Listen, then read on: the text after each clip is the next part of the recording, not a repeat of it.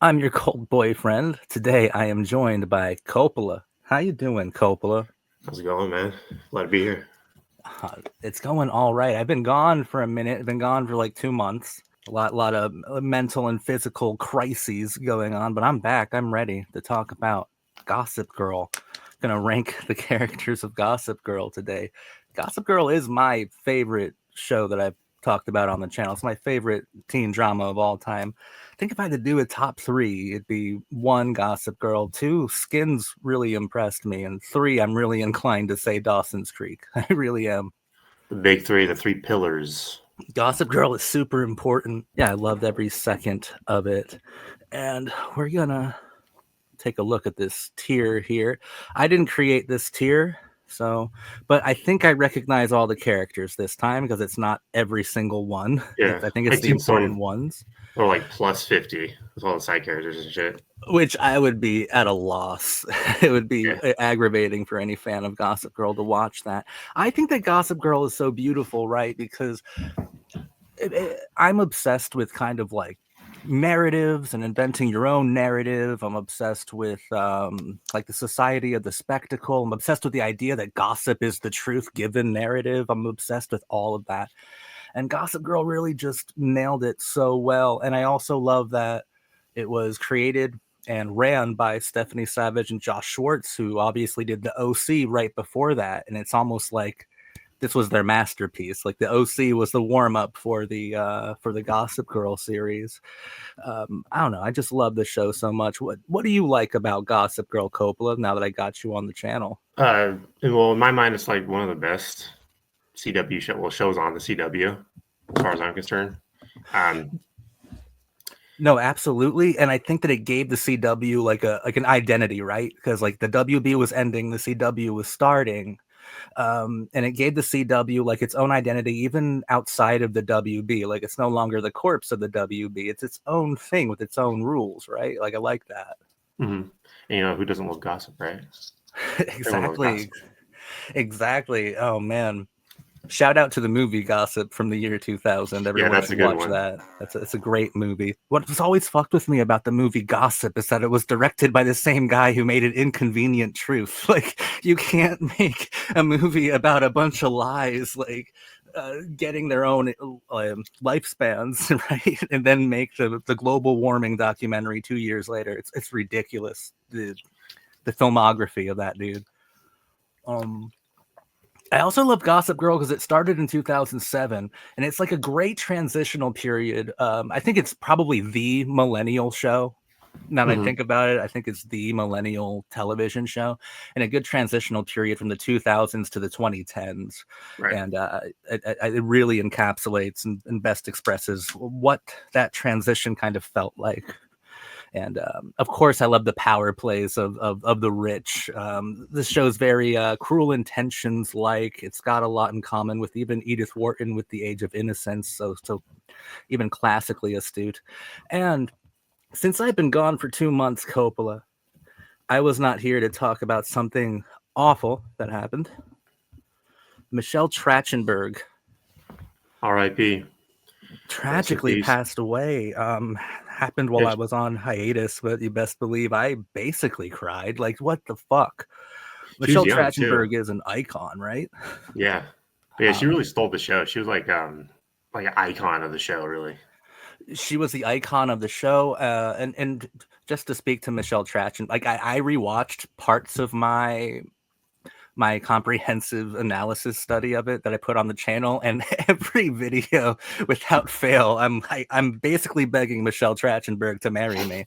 So she's been a queen of this channel for time immemorial. And so far as teen drama is concerned, there are others on her level, but like very few have like made the impact that she has with she's been in Gossip Girl, Buffy the Mhm. Vampire Slayer, Mysterious Skin, a really underrated and subversive teen film.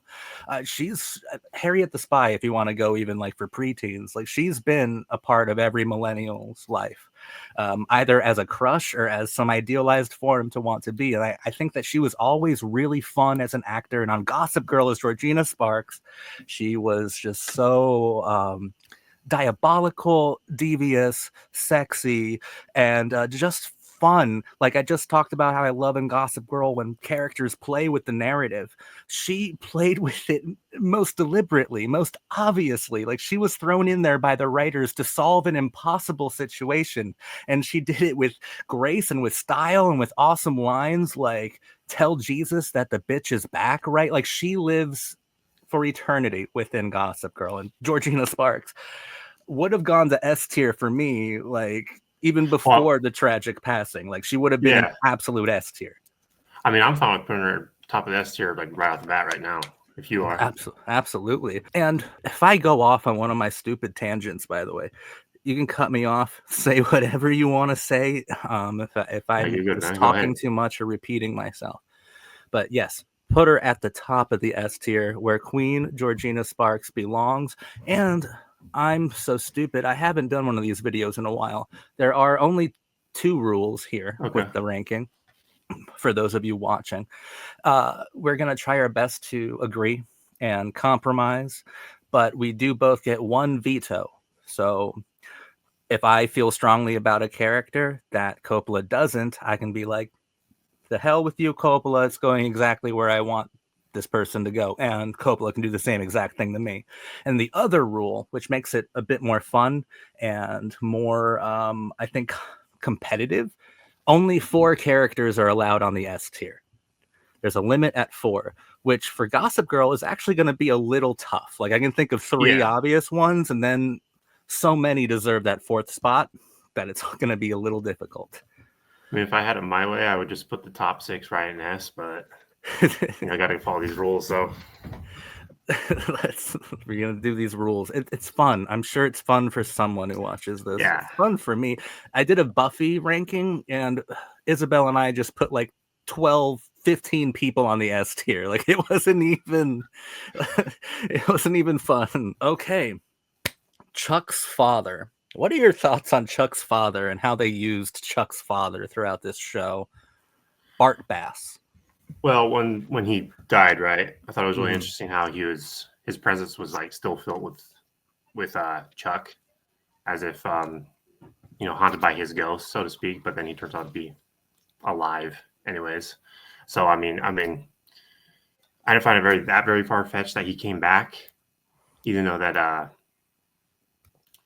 Chuck was always still kind of like dealing with his father. Like his father was still very present in his life, that he was dead, so to speak, right?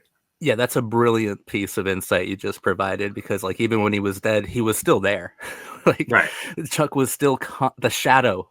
That's what Chuck inhabited was the shadow of his dead father. That's like that's a brilliant piece of insight. Thank you for that. As far as ranking, I would think it maybe put him. I don't know what you think. It may be a low B or top C.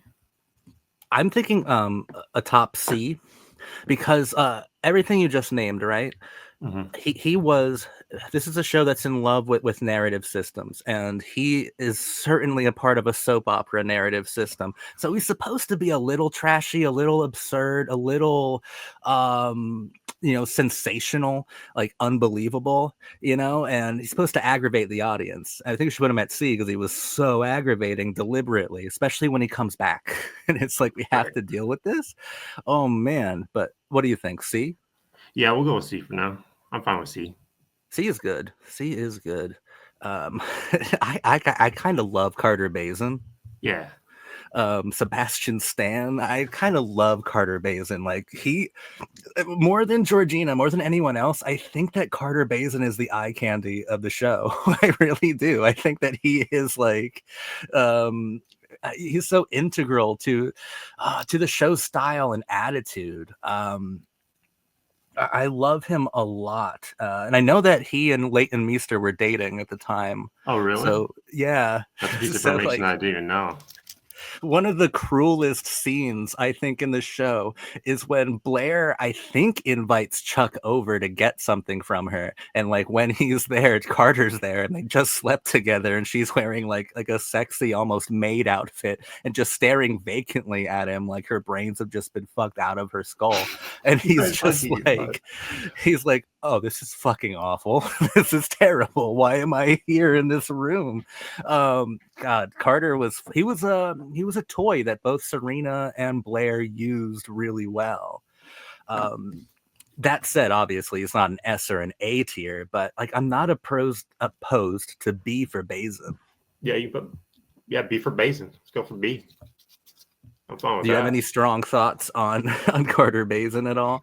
I think you said it, man. I love when he first shows up, right?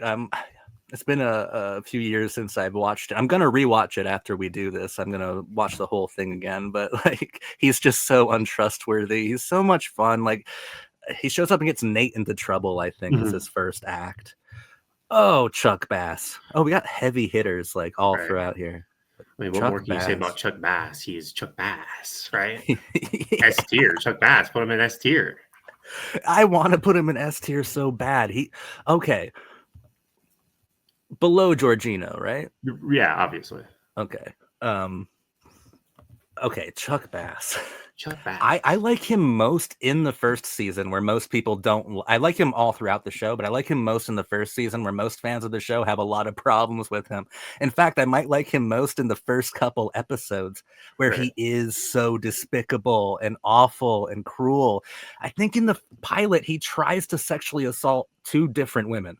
Right, like that's the introduction to Chuck Bass. And Josh Schwartz was talking about inventing the character. He said, I wanted it to be an homage to the James Spader villains of the teen films in the 80s. Like he is Steph from Pretty in Pink when he first shows up, but in the new millennium, which is like weaponized by all this exorbitant wealth and complete nihilistic moral landscape within himself. But it's Blair that just brings out, I think, the one of the greatest teen couples of all time. We see a lot of heart within Chuck as he moves on, but it's like a war, right? And I think it's so tragic that people like Chuck, he has these lines in the first couple episodes that are like, we have like a lot of money, we have endless amount of women, happiness is not on the menu. So it's like he forfeited his happiness for all of the like superficial qualities of exorbitant wealth, which is a huge price to pay at such a young age. Is really his soul. I remember him saying to Nate in that first season, first couple of episodes, so what was something like we're entitled to a trust fund and pill addiction or some shit like that. Yes, that's exactly the line. I butchered the line, but he goes through that list and he says, and happiness just isn't on the menu. Right, yeah. He's so fucking good at that. Or he would talk about something that's pure and that it aggravates him and it needs to be violated. Like the words that he uses are so calculated and cold. I loved being around Chuck Bass. It's probably the most, like, just talk about how good Skins was. Chuck Bass is more conflicted than any of those characters, to be honest. Like he did this more despicable things than even Cook did from Skins. Like this might be the darkest teen character ever, which also affords him the greatest redemption arc, which is the 6 seasons of Gossip Girl. He gets progressively better. Arguably gets progressively better from the fucking pilot where he wasn't even supposed to be like a star of the show. The fucking pilot where like he attacks both Jenny and Serena. It's insane. It's insane that this guy could become so iconic to the show. If you didn't have Blair, he probably would have went down that path. And I love the scene where he like realizes that he's in love with her when she's dancing the burlesque, and he's just, I know that girl. Like it's just so and then they have sex in the limo. Like to me, that's so cool. And it's to the song 41 song. Yeah. That is so cool. I love nihilism. I love postmodernism. Gossip Girl, I think, puts a positive spin on it because, like, the fault of existentialism is like you can create your own meaning, but still, it's ultimately meaningless. Or you can create your own meaning to be awful. Gossip Girl does, in the end, provide like value to sensitivities at least, and I think that's really helpful. Now, this guy. This guy's a guy. Daniel Humphreys. He's full disclosure, he may be my favorite character on the show. And I say that one because I think I kind of see a lot of myself in Dan. He was it's kind of almost inspiring, right? Because you got if you're, let me try to articulate this right, but he was dissatisfied with the narrative he was in, and he wanted to be in a different one, so he wrote himself into that narrative.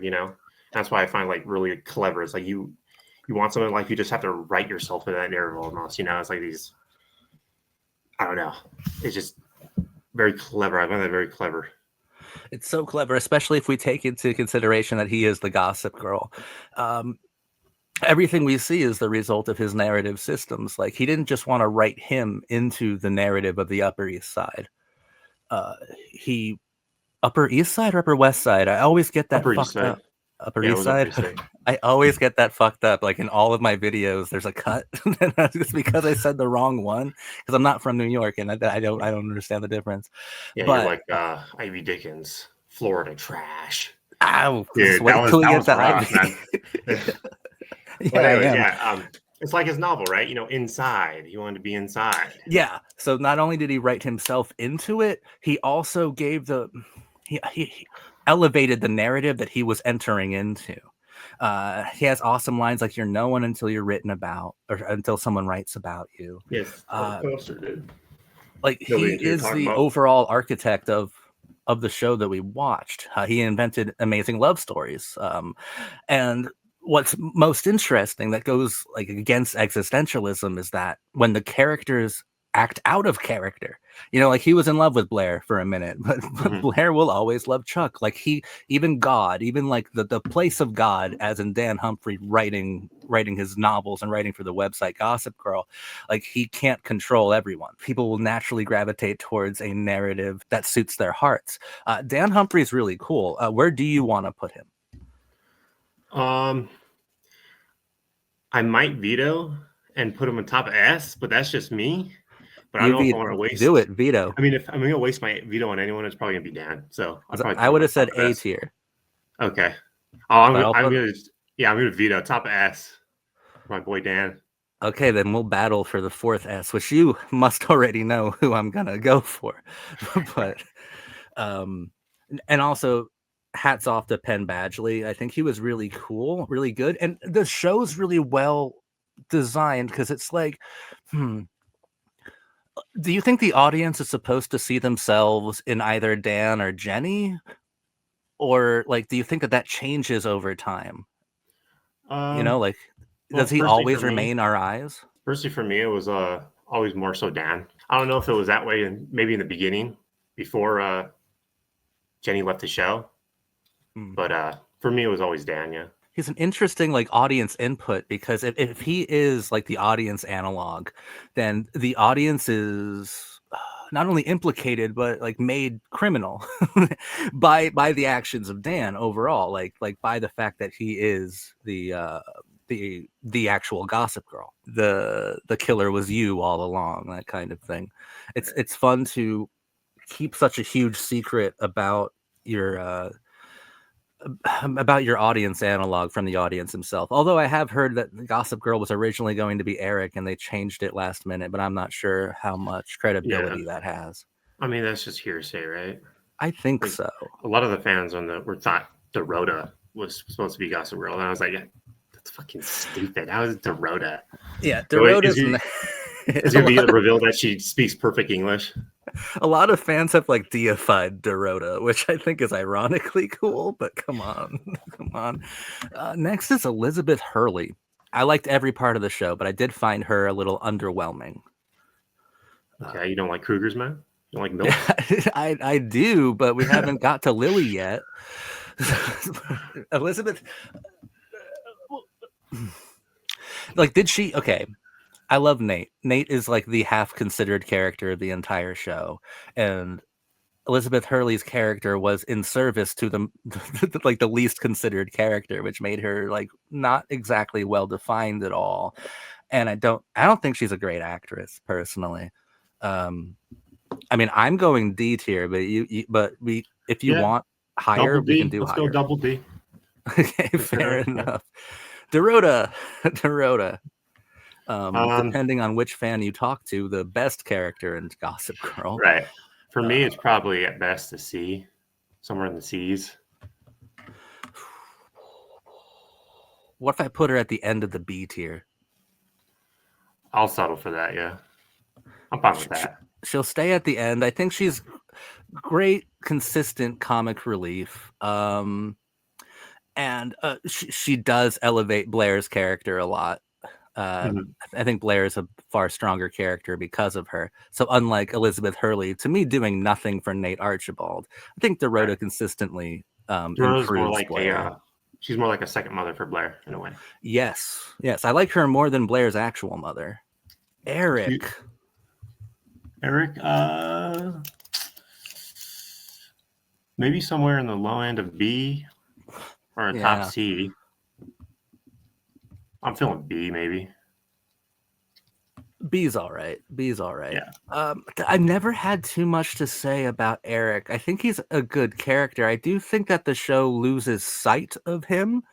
Um, like I couldn't tell you his 6th season character arc because like he pops in and out and not in a way that Georgina does where it's Mhm. unforgettable, but with him it's like oh yeah, oh yeah, Eric's around, he was important once, I Yeah, remember him. there was some important parts with him, but it was mostly other characters like Georgina and Jenny doing like the Yeah. heavy lifting in those narratives. Like that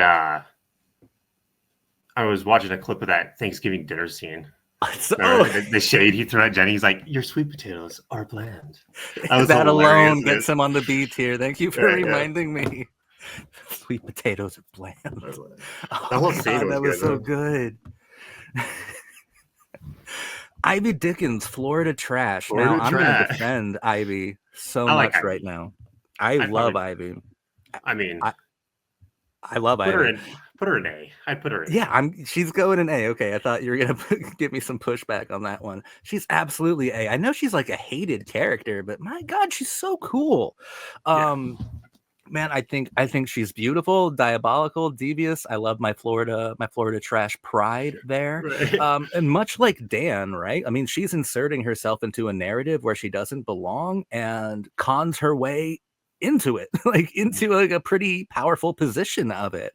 And when she first shows up, she pretends to be someone called CC Rhodes, and then we meet the real CC Rhodes, and the fake one, that's Ivy, is way more compelling than the real genuine article, which makes her more important than the truth, which to me is so philosophically rich. I love that. So to me, the second half of the show, I couldn't imagine it without Ivy. Like she was there, she picked it up, and man, I love Ivy Dickens. I love her so much. A tier, absolutely. You got anything on Ivy? She's hot. She really is, though, like in an underrated way. Her voice, only her and Sophia Bush from One Tree Hill have that voice that just sends me. What the hell? And I'm a big fan of Florida trash, so it's all good. And awkwardly, I think that she's cool and diabolical for sleeping with Rufus. Whereas I'm like, Rufus, how could you? You're awful for doing that. So I have a double standard there, but we'll get to Rufus. It's I love Ivy so much though, because I love characters who play with narratives, and that's all she did, and she did it not expertly, but uh, um, extravagantly, melodramatically, beautifully. And I've warmed up to Jack Bass. Jack Bass. It took me the longest time to realize that this dude was in Wrong Turn. Like I watched Me too. the Me whole fucking series. I was like, too. oh, that's the dude from Wrong Turn. But yeah, he's a Because he good. was a void of charisma in Wrong Turn, or like I think everybody's a charisma void. No, that's a lie. Well, Elijah Next Dushku. to Eliza Dushku, you gotta bring it. You gotta be Sarah Michelle Gellar. Like you have to bring it. And he was so boring in Wrong Turn. He was like the worst. Jeremy Sisto was in that, and he was very entertaining in Wrong Turn. Desmond Harrington, what the fuck? Where was this? This Jack Bass is full of personality. The guy in Wrong Turn is a void. There's like describe. Okay, I know we're talking about Wrong Okay. Turn, but I really want to describe his character in Wrong Turn. Like who? What is he? He's just a guy. He's a normal dude. Yeah, He's a doctor. Was he exactly. a doctor? Like, was he? He had some type of Because meeting he was going to. He was he going to really some type didn't of keep meeting. anyone alive. um, but that's why I think you and I didn't even realize it was Desmond Harrington, because Right. Jack Bass is overwhelmingly colorful to almost an aggravating degree, deliberately aggravating. But like this guy is so full of personality. If I had it my And I way, think I love that he ends up with Georgina, because even in my original analysis videos, I was like, man, they kind of operate in the same way. They do the same things. They show up once a season, either fuck everything up or make everything work again. And I love that they ultimately do end up together in the finale. the only That's downside, the only downside of that for me is we didn't see. I would have liked to have seen more of that of like them together in the final yeah. season. Yeah, But that would have been the most devilish coupling ever. That would have been so much yeah, fun. But so Jack, I do really like him, but Georgina like did that so much better than Jack. Jack, when it had to do with Blair, I think he was really interesting for Chuck and Blair. But not everything he did landed. He was very entertaining throughout, but I think he okay. I'm cool with top of the C tier or just above Dorota on the B tier. I'd go for a B then. I like Jack Bass. I do too. I do too. He is very cool, very interesting, a really fun villain. It takes a few seasons for him to become likable, Yeah. but once he What's does, you're like, oh, there he is. the Another Chuck and character. Yeah, go for it. Chuck and Bass Jack team up? That's all I was gonna say. Once they go bump heads against Russell Thorpe. Is that his Yes, name? Russell Thorpe. Oh man, Is that he on was this list? another. Go for it. Is Russell Thorpe on this list? Probably No, not, right? but Raina is. So Oh, his daughter. yeah, I forgot her name, dude. I've heard her there it name's is. Raina. Okay. I know. I remember writing their little names down on a list, remember, so I'd forget. I mean, so I remember, but I guess I forgot, right? It's all good. It's all good. Another character that fans, I think, needlessly hate. I love Jenny Humphrey. Uh, just like I love Ivy Dickens in the last 3 seasons, I can't imagine the first 3 seasons without Jenny Humphrey. Mm-hmm. Whereas Ivy's is like a twisted rise, Jenny's is this pathetic and desperate fall, like losing all innocence, all sensitivities, all morality. Um, I thought she was incredible, especially in season 3, especially when that ultimately concludes with Chuck sleeping with her, the same guy who tried to sexually assault her in the very first season. It's almost like she's giving herself to that abuse, that elitist abuse, right? Like Mm-hmm. as the lower class would. I think she's an A tier. A tier. What about you? Yeah, I'd go for that. When I hear people say they absolutely despise her, it's kind of weird to me because there's not a single character really in the show that I really hate. I mean, the ones that are like hateable, like the villains, like you hate them because you love to hate them, right? Right. But That's the and a lot of people, when they say they hate someone like Ivy or like Jenny, they don't realize that like you're kind of supposed to disagree with them sometimes. Like I get that Jenny's primary enemy was Blair largely. uh you can like both, and like what Blair would be so boring if she didn't have to war with this little blonde fucking punk rock model. Like she needed that. They both need that. Like we can like people who do despicable things, and she's absolutely A tier, but below Ivy for me. I've really warmed up to Ivy. I really like her. yeah, And Taylor Momsen, incredible performance, and she was like super fucking young on that show, which made what she went through throughout her time on the like her character throughout the time on the show like that much more disturbing, honestly.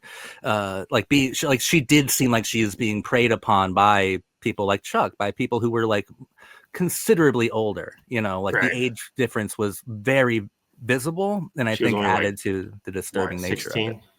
I think so. I think so. Her music's not half bad, by the way. The Pretty Reckless, it's not half bad.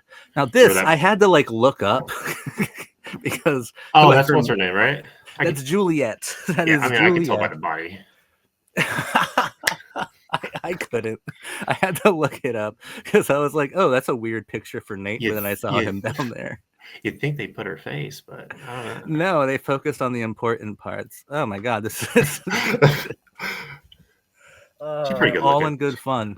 In fact, I think Juliet's a really good villain. Um, She's not A tier. She's not an Ivy Dickens level villain, but well, she's another. Well, her narrative was revenge, right? And she has a lot of similarities to Ivy, but Juliet was connected with Ben, right? Was his name Ben? Yeah, that was her brother, right, Ben? Yeah, her I was actually brother, and really, she. I was really feeling for her towards the end when they all gang up on her at the very end, like kick her out of the Yeah, club, so to speak. That was brutal. that was a Brutal. really good scene, and then you get the Kristen Bell voiceover of like one ugly duckling has been like banished. I hope she doesn't turn into a black swan. I think that she, if there is like a most politically relevant like metaphorical character of the show, it's Juliet, because it's clearly the lower class who has been victimized by the elite trying their hardest to humiliate and punish the elite that abused her, and ultimately failing miserably, and in fact failing so hard that her brother, who she was doing this for, starts sleeping with the enemy.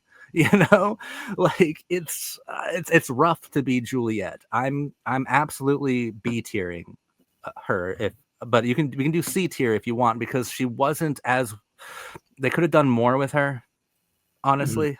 Well, I like Julia, so I'll go with B. I think beneath Jack, but Me above too. Okay. Dorota.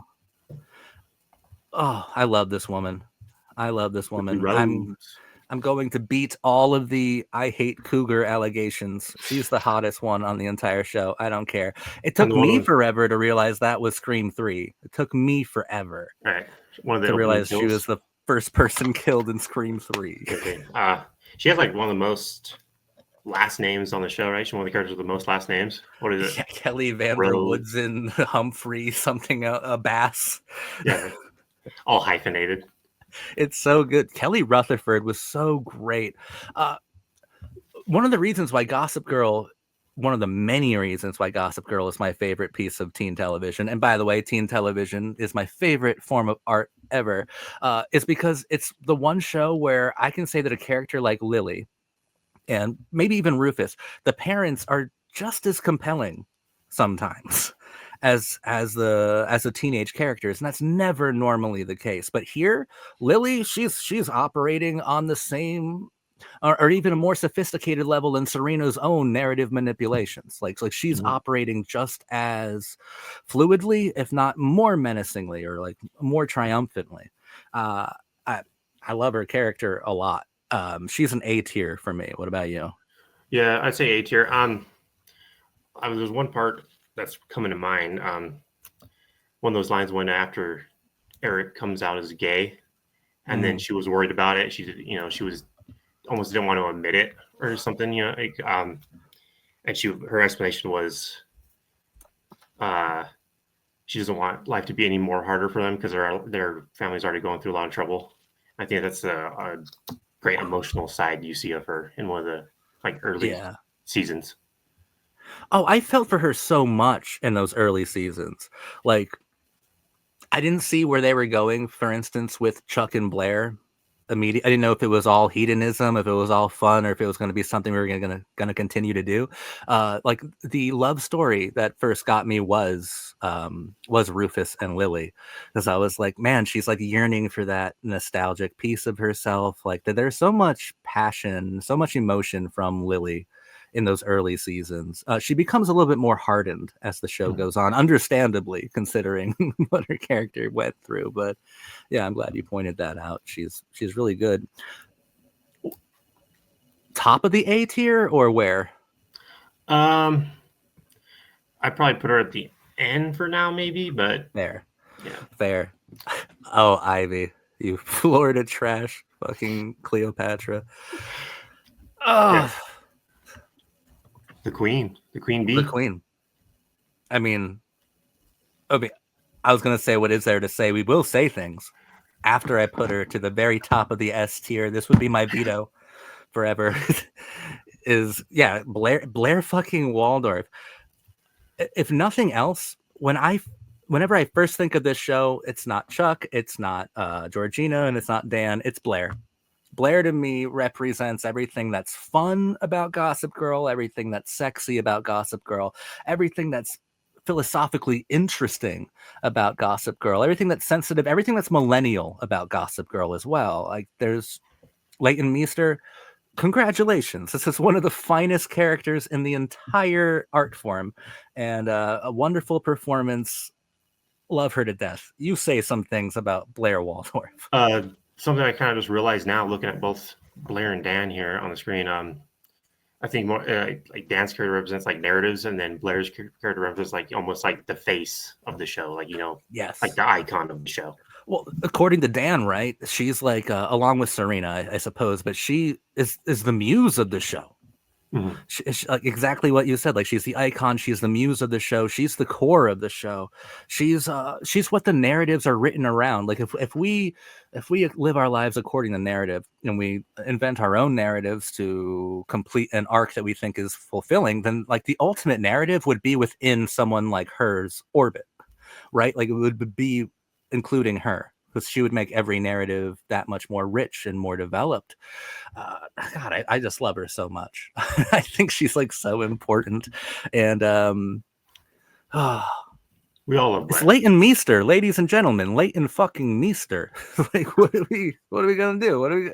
Yeah, she's the best character on the entire show. That's where I will agree with the majority of fans who worship at the altar of Waldorf. They're right. It is Blair. It's absolutely Blair. Yeah. She's like a top 5 teen drama character for me, probably. Yeah, definitely. And man, the narrative and the icon. It's like like Michelangelo and the Sistine Chapel. It's literally what it is. I know there's a lot of debate. I guess I don't know. Maybe there was, but Blair and Dan or Blair and Chuck. For me, it was obviously always going to be Blair and Chuck.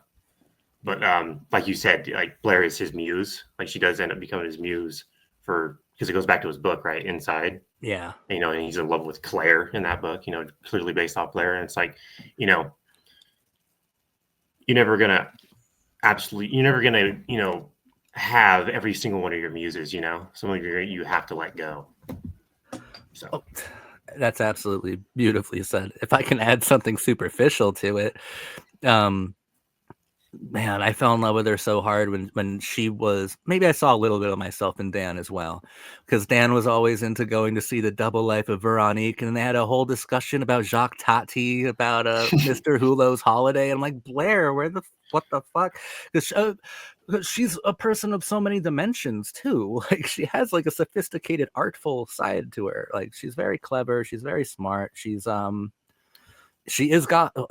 Dan's Gossip Girl, but you know what I mean. She is the show Gossip Girl.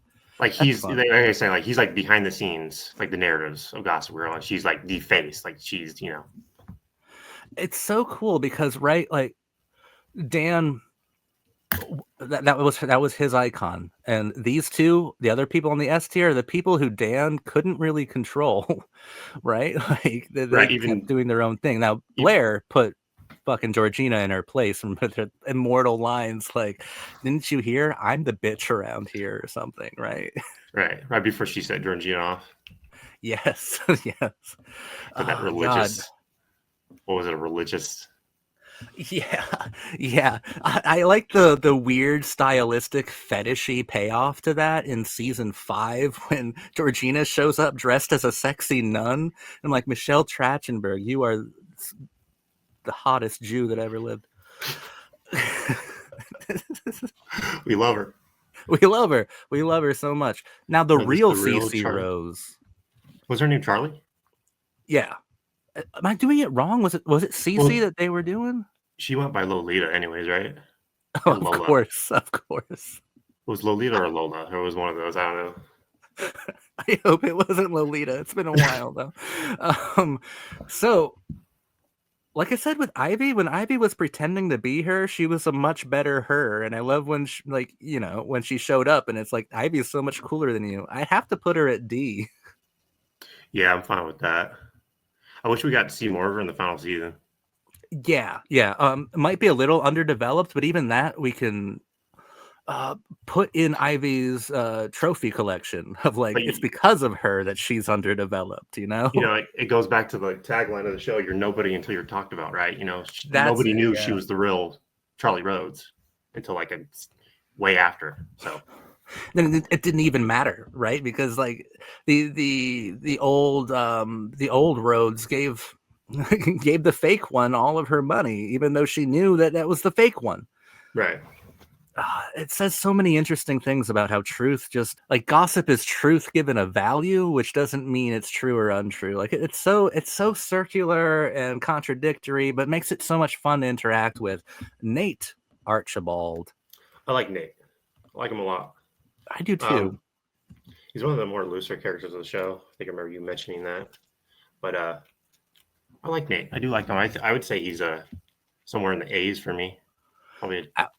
I would say he's at the end of the A's. He's looser, and I love when there's at least one or two characters in a teen drama ensemble who are loose because the rest are so like finely designed. Whereas you get someone like Nate or a Vanessa who we haven't done yet, who I have less affectionate feelings for. Um, that you can insert in interesting places and it feels a little spontaneous. I would put him at the end of the A tier because I don't think he had a couple profound moments, but it wasn't really consistently profound. Like I liked being around him. He was a really fun character. He was a really good character. Would you be offended if I put him at the end of the A tier? I'd probably put him more towards Ivy, but that's just me. Yeah, somewhere around Okay, there. compromise. I'll put him above Lily. Okay. I mean, he's right next to Jenny. I mean, they had a thing, right? It's just Jenny's season 3 was so profound for me. Like that was whoa, Yeah. crazy.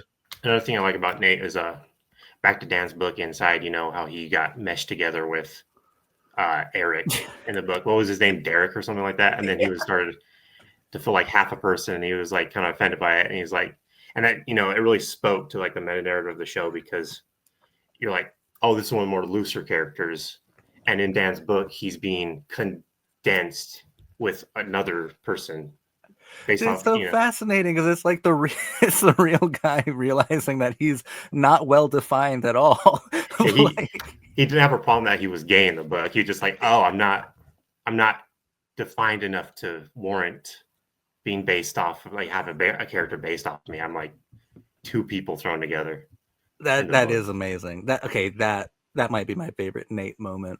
Apart from those early conversations he'd have with Chuck when the show Yeah. first started, up until he finds out Chuck was sleeping with Blair. That was really good. That was really good too. Rufus. You know what? I immediately recognized him from I Still Know What You Did Last Summer. I immediately Wait. He was in that? he's Ben's son, Will Benson. He was Ben's son? Dude, Yeah. I forgive me because I blacked I Still Know You Did Last Summer out of my memory. Like I don't watch it ever again. Every time I put on I Know You Did It's Last Summer, pretty bad. I refuse to watch the sequel. It's Never. it's a pretty bad movie, but he is Ben's son. Every time we have a watch party and watch I Know What You Did Last Summer, they say we will pay you if we can watch the sequel. I'm like, no, we're not going to do it. We're not going to do it. Yeah, that's his claim to fame. So, Rufus is, would you call him? Because I can't, right? Like he's not a triumphant character. He's not like a character who has a positive arc. I think he gets worse over time, right? Yeah, probably. I mean, what you mentioned earlier with when he starts sleeping with Ivy, it's Yeah. kind of hypocritical of him, because he was like this really like sincere father figure to Dan up until then, right? Yes. And then where I'm like, Ivy, that's the smart thing to do. With Rufus, I'm like, now you're dead to me.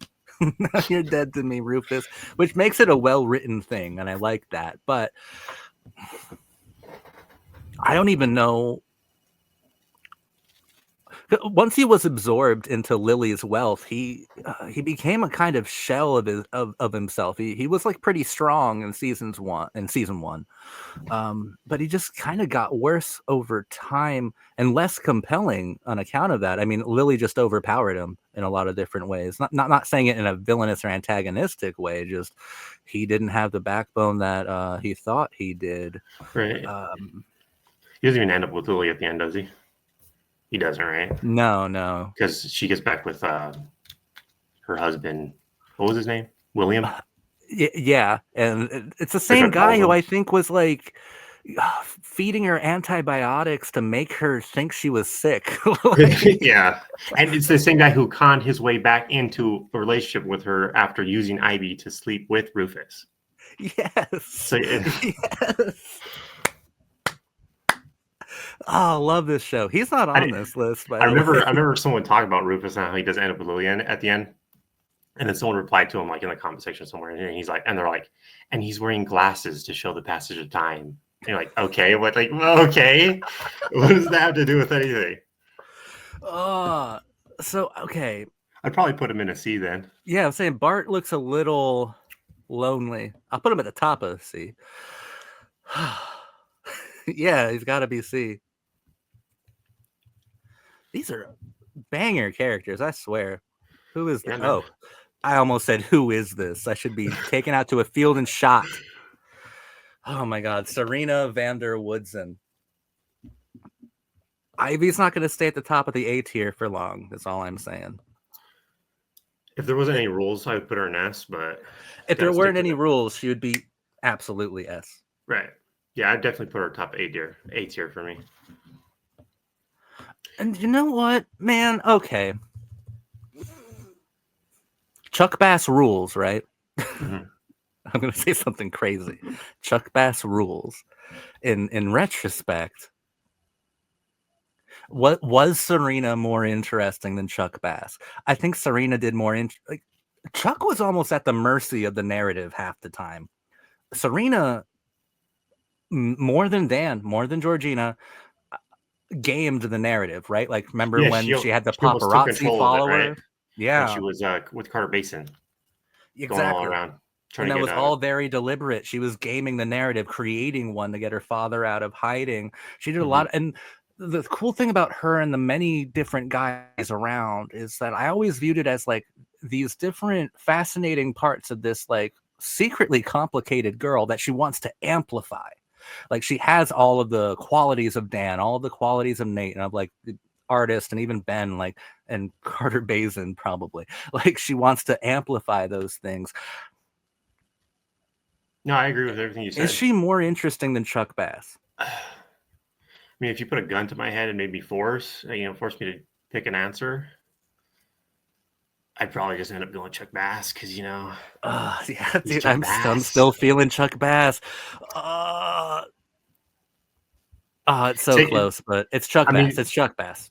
If we didn't have any rules and we could put her in S, I might still put her behind Chuck Bass anyway. So, but she's definitely a top A. I think she was on the S tier. She'd be beneath him. The fact that like we deliberated, though, that should show like how powerful this character was. This character was extraordinary. Oh my God, she was great. And these two, I think it's my favorite teen drama friendship. Friendships are super important to shows like these. I love when they're at war with each other. I love when they're working together. I love when they pretend to be each other, because this is a show about representations of representations upon representations. Like they kind of work each other's arcs out. And they also inhabit each other's characters a lot of the time. It's so fucking cool. And Blake Lively, great, so good on this show. She was phenomenal. That part when she pushed Blair's face into that cake.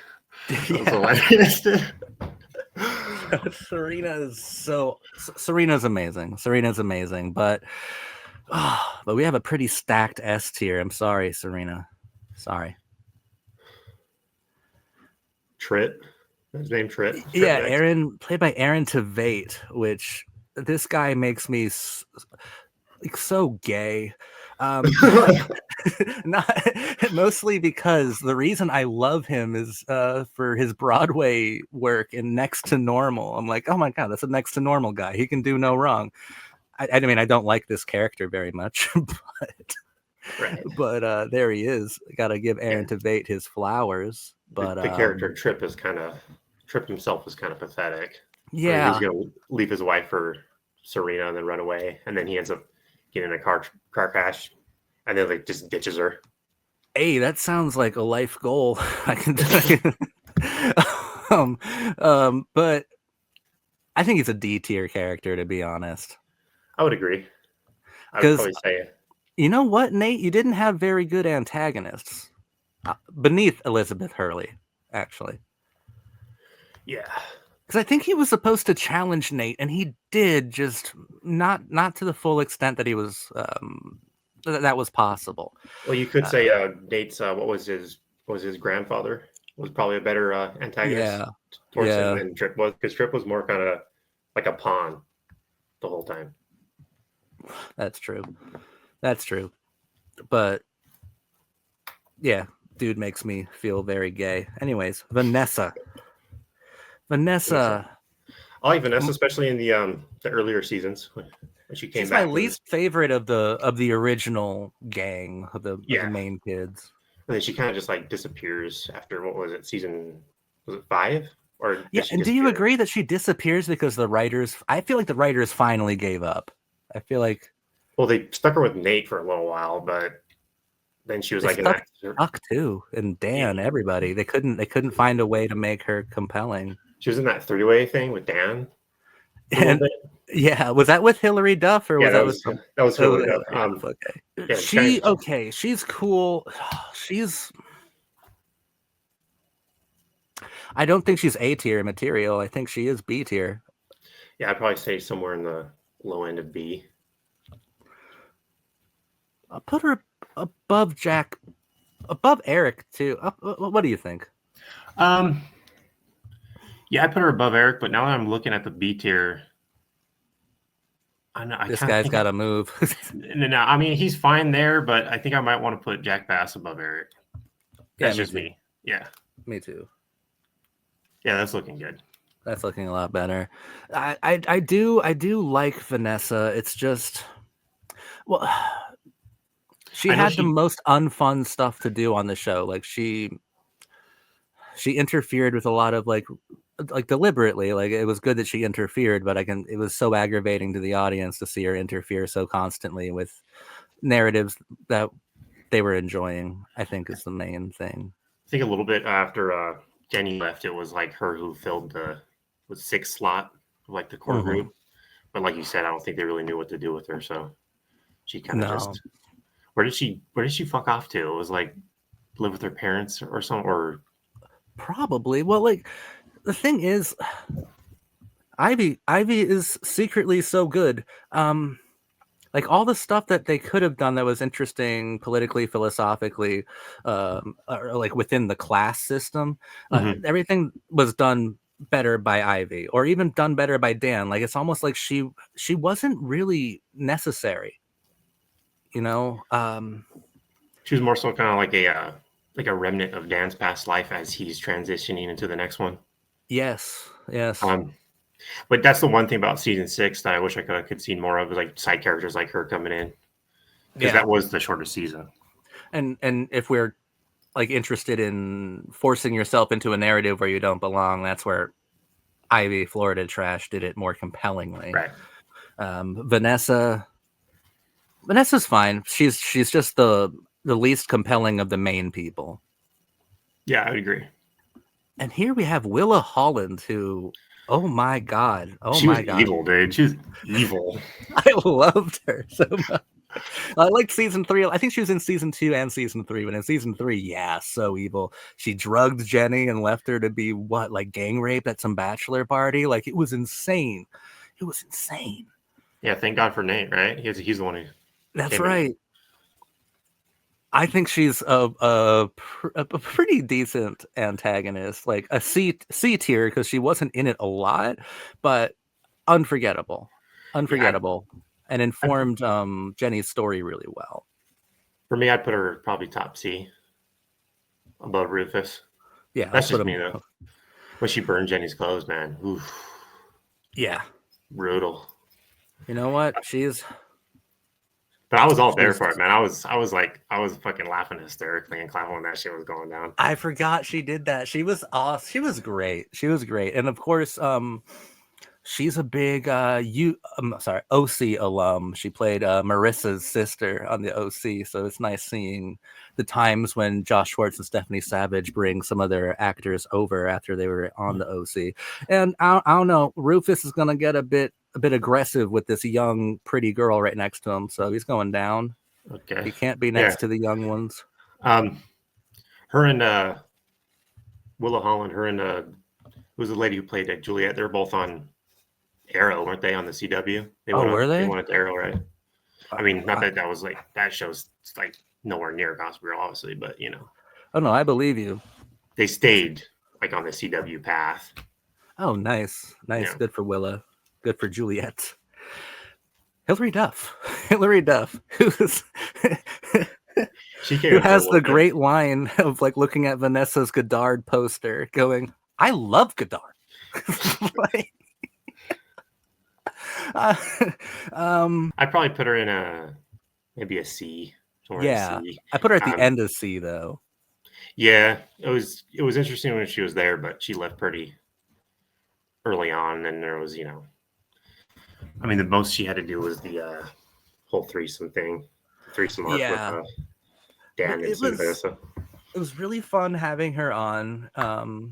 I appreciate Hilary Duff, and it added like a whole new meta quality to the meta narrative itself by having like she's clearly playing herself as well, right? Like she's a celebrity on the show. Right. What was those? She was those Twilight parody movies. What were they? What were they called? Yeah, I forget. But or something. It's really fun that she's on the show. I will say that. That's a fun time. What's the nickname that she got, Dan? I do like not remember. Bathroom Boy? Was it Bathroom Boy? Probably. Louis. Another evil character. Another like straight up evil character. Real bastard towards the end. Real bastard. Is he a well-written bastard? I think I'd say so, yeah. So I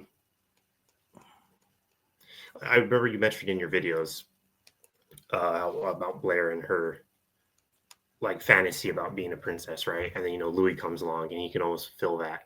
But then she's challenged and she actually worked towards it's like this fantasy of being a real life princess, you know. It gets actually a lot harder than she thought it would. She wanted to be swept up, but instead she actually has to like work hard on it. And then, you know, Louis is one of the people who challenges her on that. That is interesting. I like that.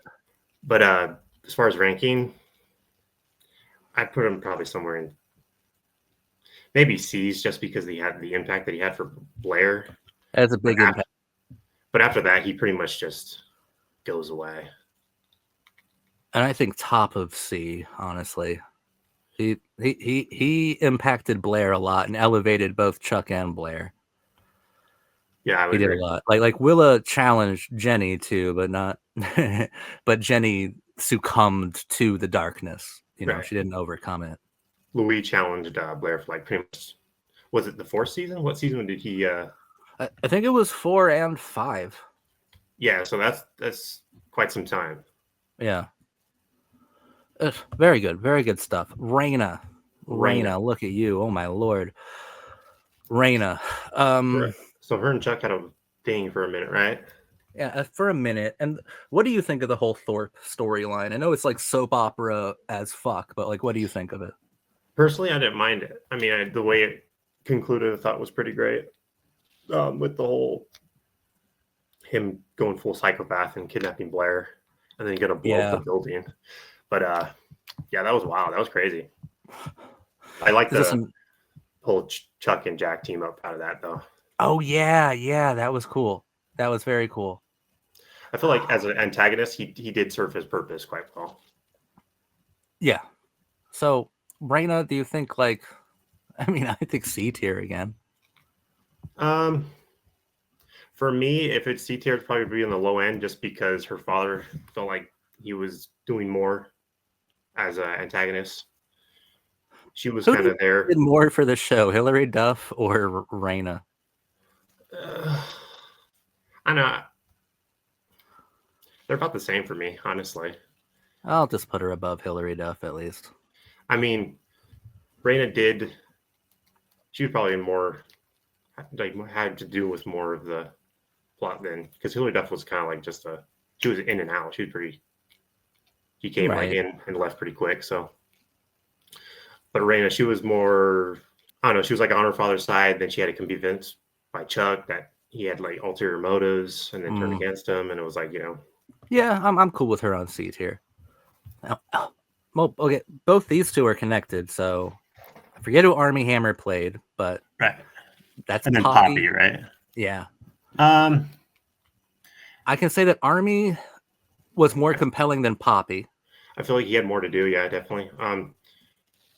I probably would have put Poppy higher if we saw Georgina actually take her down, but we did gotta, get to tell Jesus that the bitch is back, but we didn't get to see what she did.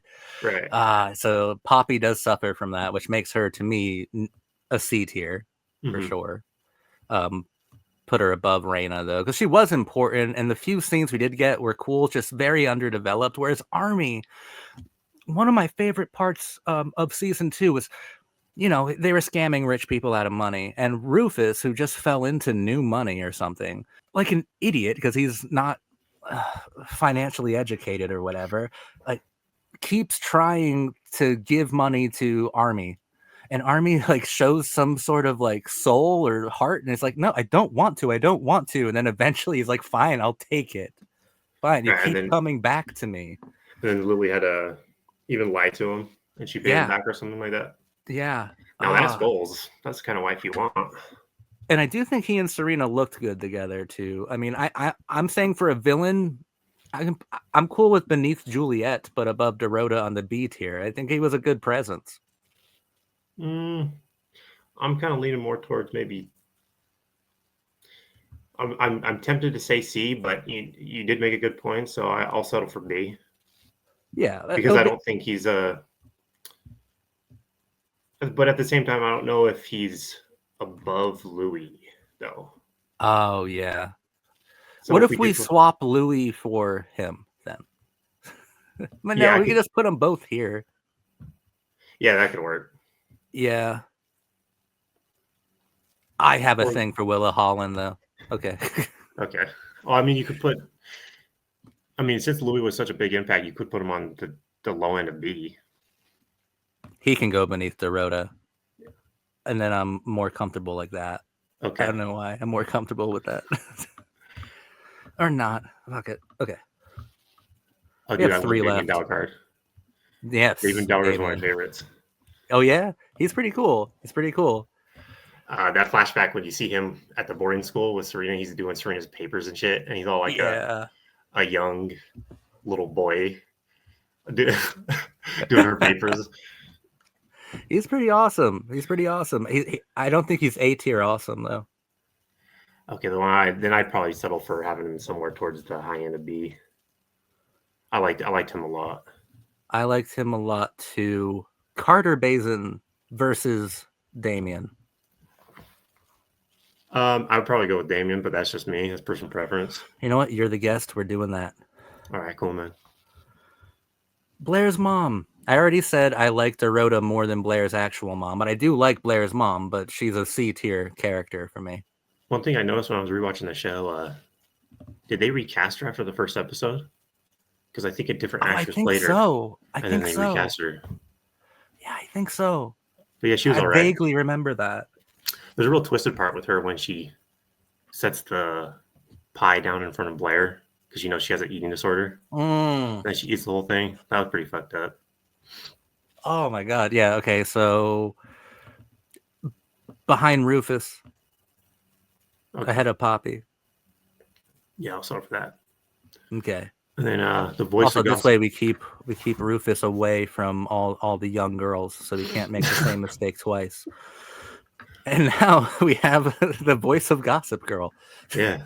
Gossip Girl herself, let's talk about this. Like the structure of Gossip Girl is actually really cool. I like the narration. I like how catty it is, how clever the narration is, how prescient, kind of omnipresent the narration is that embodies Gossip Girl. Obviously, Kristen Bell has a great voice. I love the I love the delivery of her gossip of her voice acting. Actually, I think imagine. I don't know. You know what? I think if you remove the narration, if you removed Gossip Girl's narration from Gossip Girl, the show would be like 25% less powerful, at least. Definitely. Like by the episode consistently. So controversially, I think that this comes down to structure, to how the episodes are designed. I think it's so important to start with her, to end each commercial break with her, and then end the episode with her. I'll put her at the end of the A tier just because I think it's so important to the show to have the narration. And Gossip Girl doesn't have Dan's personality. Gossip Girl has her own personality. Right. It's like this archetype that Dan is filling in a way. Exactly.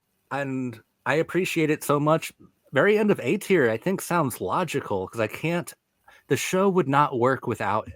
Like fundamentally, I think it would be a little broken or just a bit too cruel, because like she's there to make happy moments a bit darker and very dark moments a bit lighter as well. Like she does, the narration does so much for the tone of the show. Do you disagree with like my placement there at the very end of A tier? Well, I mean, it's just a voice at the end of the day, right? It is just a voice. I don't think you can really argue that it's, that she trumps like Nate or Serena or any of those characters like that. So I agree with you having the end of the A tier. It's just so important to like everyone beneath her. She's more important to me than everyone beneath her. I wouldn't disagree. Everyone above her, no, but everyone beneath, yeah. And you know how Gossip Girl, how I know it's like one of the best or the best teen drama ever, is that this is probably going to be the only ranking I do without anyone on the F tier. Yeah, man. Like I said towards the beginning, there's not really a single one of these characters that I absolutely despise or loathe watching on the show, I think they're also wonderfully written. This S tier is incredible. Blair, Dan, Georgina, Chuck, you will live forever. Also, Serena, honorable mention. You would have been up there too if I didn't make up my stupid rules. Amazing characters. Oh my God. They're just incredible. Well, there you have it. There it is. The Gossip Girl character ranking. Okay. Yo, thanks for having me on, man. I really like what you do on this channel. Thank you so much for doing this. This was so exciting. And yeah, I did ask you to do this 2 months ago and then disappeared. I am sorry. I apologize. I just want to say one thing. What you do with this channel, I really enjoy. I really appreciate because you give me a really unique perspective on television itself, about, enjoying the ups and the downs and the journey. Most people get caught up on the ending of things. But I remember you mentioned in one of your videos how television is the one art form that's like most true to life, because there can be ups and downs in your own life. Some parts you look back on fondly, the other ones not so much. So that being said, I guess I just want to ask you this, now that I did this video, does that make me an honorary member of the Zach pack or what? You're in the Zach pack. I'll tell you're definitely in it. Awesome, dude. Very loosely connected pack, but you're in it. Yeah, I made it on Your Cult Boyfriend. Oh, goals, thank dude, you for goals. the kind words. No, television's fucking awesome. Like one of the biggest things with television for me is that it's all journey, just like life is all journey. Like there, no self-respecting, I think, television showrunner, television auteur goes into a show knowing how it will end because you don't expect it to. Like the exception is shows like Gossip Girl and Dawson's Creek that actually make it 6 whole seasons. Most shows, lucky if you get 1 season. So like it's just the journey. Like the ending, that's just there. That's just like it's not the point of television, which makes it so beautiful to me and so much fun. I hate people who decide that they hate a show just because the finale wasn't good. In Gossip Girl's case, the finale was fine. This was so consistently good throughout. Yeah. I still hear some people go on and saying that Dan, it never made sense for Dan to be Gossip Girl, and they didn't like that ending. But I went back and I rewatched that series, and every time there was like a Gossip Girl blast or whatever, anytime there was it looked as if he couldn't be Gossip Girl. I worked out in my head like, and justified it. It all checked out. I'm like, oh, that works. Yeah, Oh, this is how we did it. Oh, with Jenny like this time, earlier when I brought up, like, a lot of people say that Eric was originally intended to be so. I can't help but remember season 2, the way that ended with was it Serena who was going to meet Gossip Girl in person at that bar and Dan shows up? Yeah, right Like, after the whole. how do you account for that, guys? Like, it's very clearly like he showed up just before a bunch of other people, but he was the one who showed up. I think that it was Dan. I think they had a couple different options, but they were mostly interested in having Dan do it. And even the way that final episode of season 2 ended, where Gossip Girl is saying like, "You want to know who Gossip Girl is? Look around you." Like, Yeah, she could have been nothing. Gossip Girl is nothing unless people are feeding into it, right? And all that. exactly. Oh, that's so cool. Like the philosophy of that is like amazing to me. Yeah, thank you so much for being here, Coppola. This has been a Yeah, blast. definitely one of my favorite CW shows. The best CW show. I'll go on record. Likely. Where does it stand in? Because I know you've watched other teen dramas. Where does it stand with something like Dawson's Creek? For Dawson's Creek, if I'm being honest, this might be sound a little cruel, but towards the end of season 4, I was kind of like, 2 more seasons of this shit. But I enjoyed Dawson Creek, but I feel like Gossip Girl definitely it takes the number 1 spot for me for teen television. Oh, absolutely. There we go. There and I know that you're very knowledgeable on skins. Skin was my jam growing up. That used to be my number 1, right? Right. Uh, but Gossip Girl definitely took that place. I still will always have a place in my heart for Skins, though. Yeah. Dawson Creek, I love Dawson Creek. Um, One thing I want to say about Dawson Creek real quick, if this is not too off topic, but I feel like the ending of season 4 was kind of similar to the overall. I may be just, you know, speaking out my ass and, saying some complete bullshit, but I feel like the ending of season 4 was pretty close to the actual finale of the show. How it kind of Yeah. ends with the same way, like Dawson and what was her name? Why am I blanking her name? Joey, right? Dawson and Joey don't end up together, but they'll always have each other as soulmates. Yes. So regardless of where they go, who they end up with, they'll always have that connection. So I'm not saying the last 2 seasons were pointless, but I'm just saying, I'd argue they're mostly pointless. But I still love it because I do believe that television should have a lot of pointlessness within it too. Like it should have a little bit of that. I do love the last 2 episodes of the show in season 6 where Kevin Williamson came back. I do love those 2 episodes so much.